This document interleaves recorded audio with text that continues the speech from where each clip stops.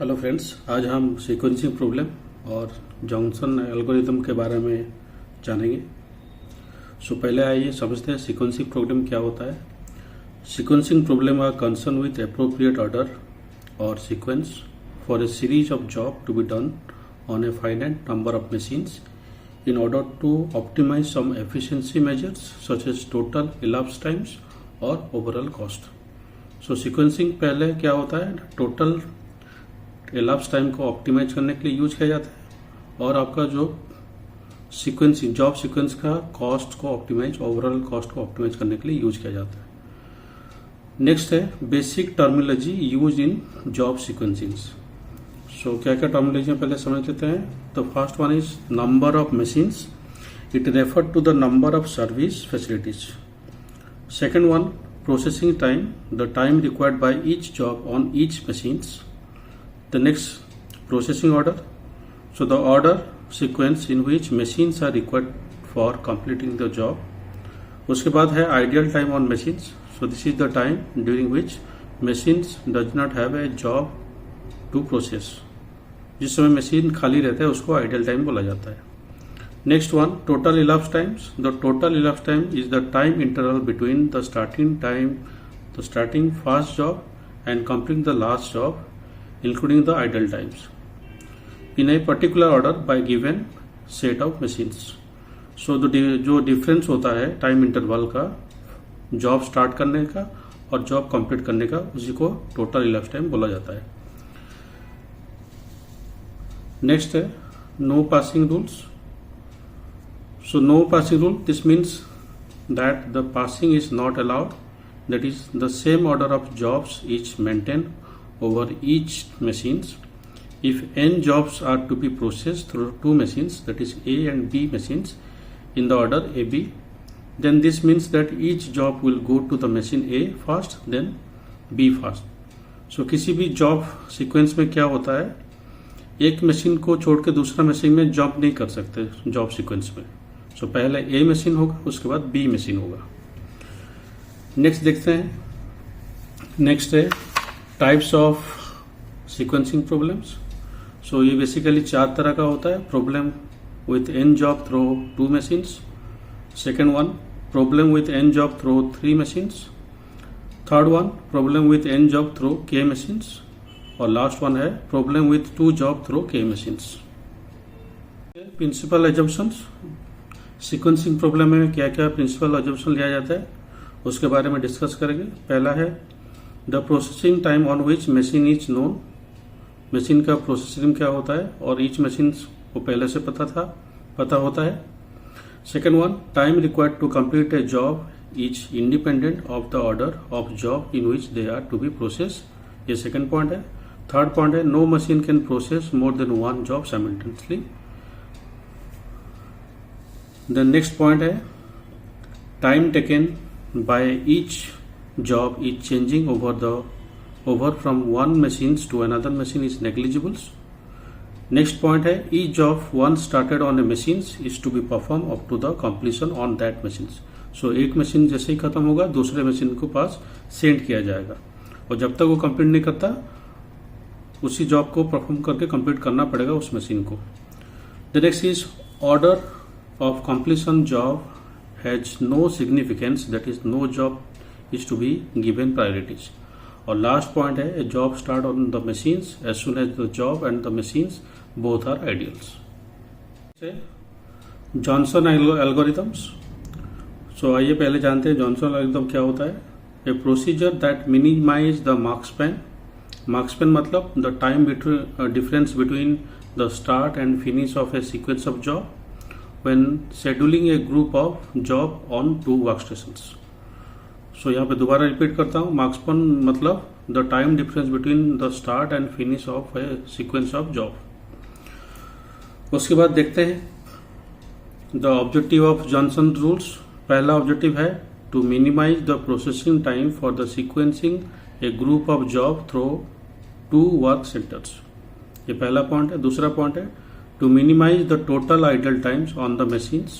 और third point है to minimize the flow time the beginning of the first job until the finish of the last job। सो ये basic objective है आपका Johnson rule का। सो हम लोग सॉल्व करेंगे आज जो क्लासिफिकेशन है सीक्वेंसिंग प्रॉब्लम का, हम लोग डिस्कस करेंगे। तो पहला type, problem with n job through 2 machines.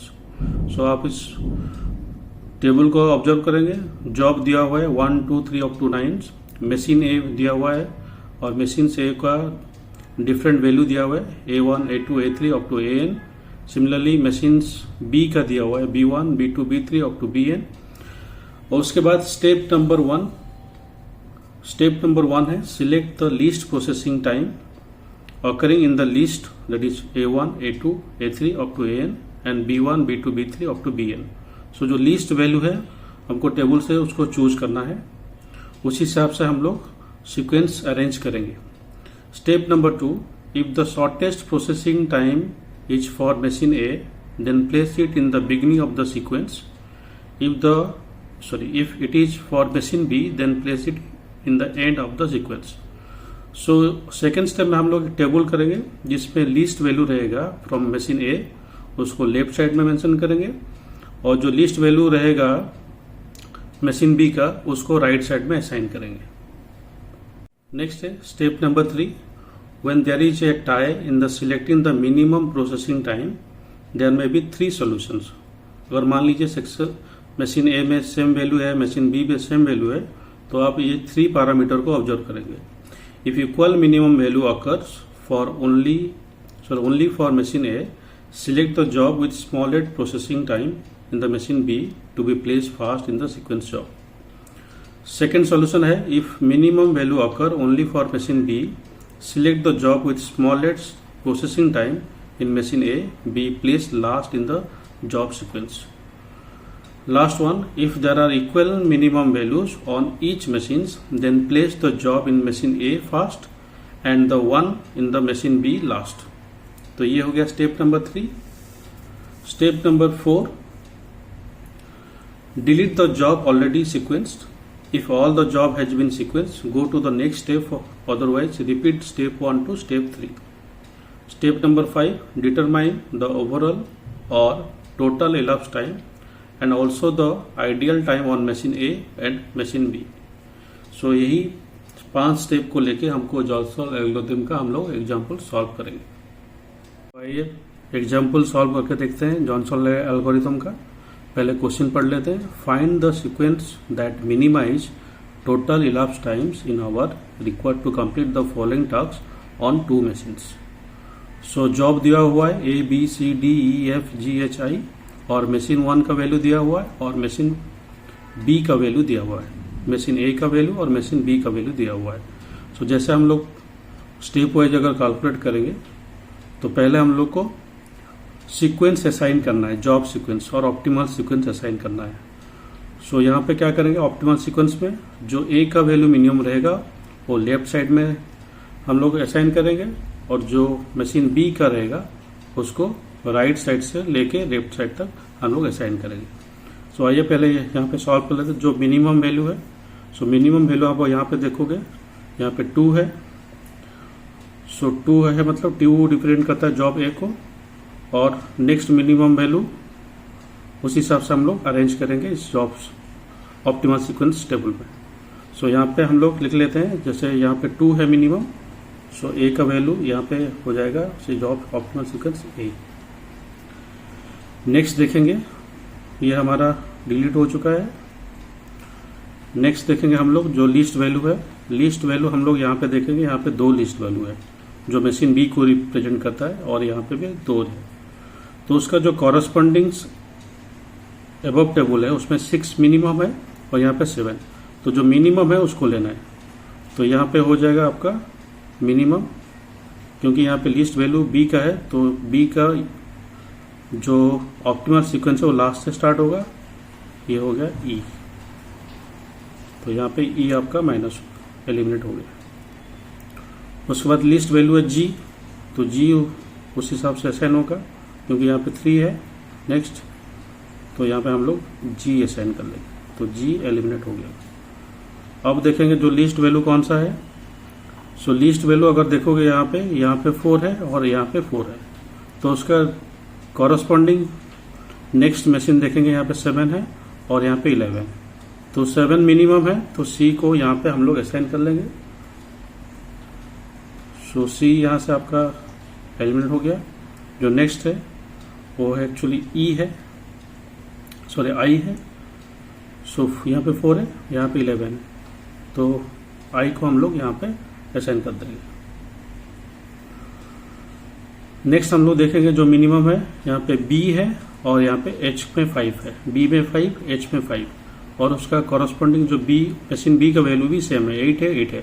तो रेंडमली आप किसी को भी ले सकते हैं, जैसे बी का वैल्यू इधर है तो हम लोग बी का वैल्यू 5 है, बी यहाँ पे असाइन कर लेते हैं और ये आपका एलिमिनेट हो गया। और यहाँ पे अगर देखेंगे हम लोग का एच का वैल्यू, सो बी के बाद एच मिनिमम है, तो एच का वैल्यू हम लोग रेंडमली यहाँ पे लिख लिया। तो इसको दोबारा रिपीट करता हूँ। अगर आप मशीन ए में सेम वैल्यू देखोगे और मशीन बी में सेम वैल्यू है, सो लीस्ट वैल्यू जो बी में है और एच में है, तो रेंडमली आप किसी को एक को भी ले सकते। सो इस वजह से हम लोग यहाँ पे बी और एच यहाँ पे लिख लिए। नेक्स्ट देखेंगे एच हमारा एलिमिनेट हो गया। नेक्स्ट जो लिस्ट वैल्यूज है, यहाँ पे आप देखोगे यहाँ पे 4 है, सो 4 यहाँ पे है और यहाँ तो 4 यहाँ पे कहाँ पे असाइन होगा, 4 जो रिप्रेजेंट करता है मशीन बी को, तो यहाँ पे हम लोग लिख लेंगे डी। तो यहाँ पे डी हमारा एलिमिनेट हो गया। अब बचा एफ, एफ को हम लोग डायरेक्टली यहाँ पे असाइन कर लेंगे। तो ये हो गया हमारा optimal sequence for the job. Next step है, हम लोग एक ऐसा ही टेबल बना लेंगे।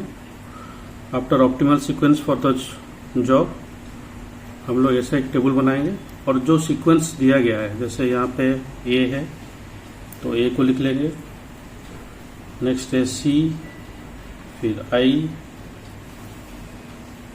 फिर हमारा बी है,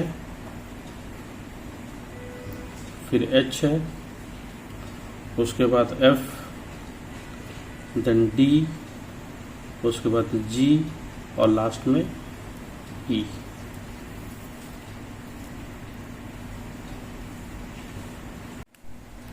तो फ्रेंड्स यहाँ पे हम लोग जॉब सीक्वेंस और ऑप्टिमल सीक्वेंस ऑफ जॉब हम लोग लिखते हैं A C I B H F D G E.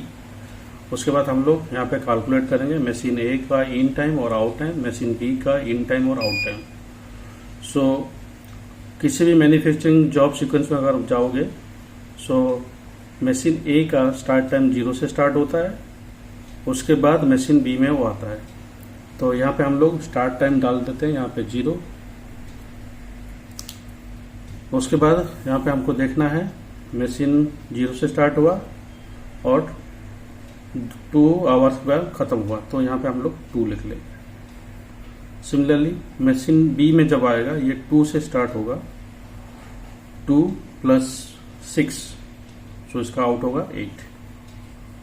Similarly हम लोग जो सी का सीक्वेंस है, सी में देखोगे यहाँ पे 4 + 7 है, सो ये स्टार्ट हुआ, एंड हुआ, इन हुआ 2 से, सो 2 + 4 ये हो जाएगा 6। सिमिलरली मशीन बी का अगर हम लोग मशीन बी का अगर देखेंगे सी वैल्यूज, सो ये स्टार्ट होगा, इन होगा 8 से, 8 + 7, सो ये हो जाएगा आपका 15। सिमिलरली मशीन आई में जाएंगे, आई का इन टाइम, यहाँ पे इन टाइम होगा 6, सो 6 + 4 ये हो जाएगा 10। दोबारा रिपीट करता हूँ, 6 + 4 10 हो गया, और यहाँ पे इन टाइम है मशीन बी का 15 + 11, सो ये हो जाएगा 26। नेक्स्ट देखेंगे बी का, तो यहाँ पे लिख लेते हैं 10।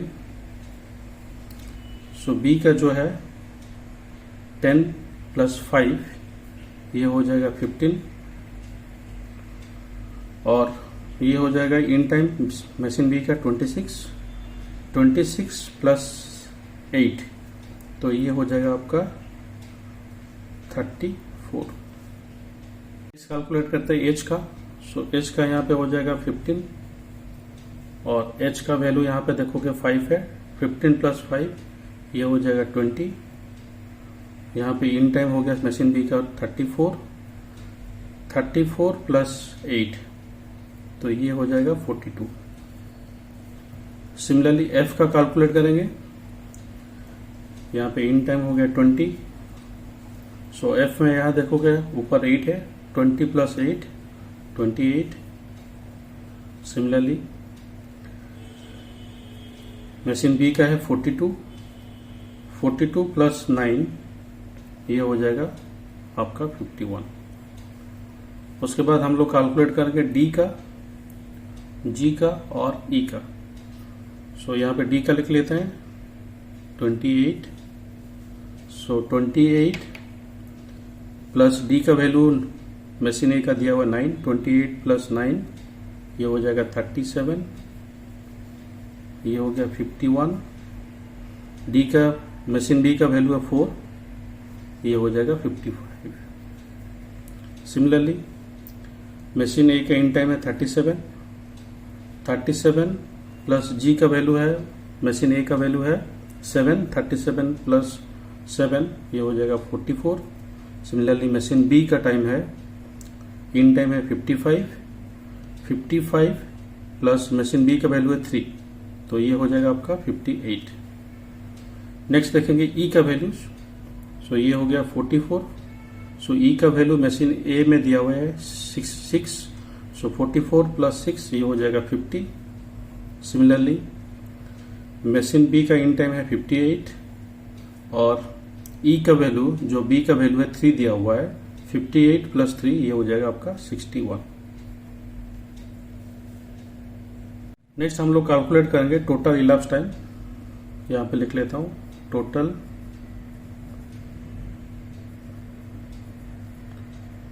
elapsed time equals to 61 hours. यही है हमारा टोटल elapsed टाइम। उसके बाद हम लोग कैलकुलेट करेंगे। सो आइडियल टाइम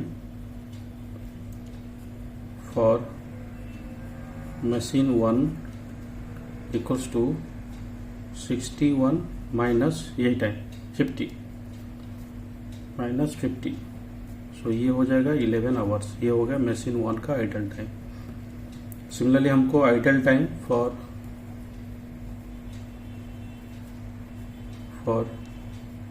मशीन 2 का कैलकुलेट करना है। सो उसका ये फॉर्मूला है 61 total elapse time minus total elapse time plus 2। So ये 2 कहाँ से हुआ? क्योंकि अगर आप देखोगे मशीन ए जो स्टार्ट हुआ है 0 से और मशीन बी स्टार्ट हुआ है 2 आवर के बाद। सो यहाँ पे जो डिफरेंस है 2 आवर आपको यहाँ पे लिखना है, क्योंकि मशीन 1 खत्म होने के बाद मशीन बी में आएगा। सो ये जो 2 आवर का डिफरेंस है उसको आपको मशीन 2 में ही लिखना है। सो ये हो जाएगा आपका 2 आवर्स। यही हमारा आंसर है by using Johnson algorithms to calculate or to find the sequence calculation of totals elapsed times for 2 number of machines. So thank you for watching these videos. Kindly like, share and subscribe my channels. Thank you.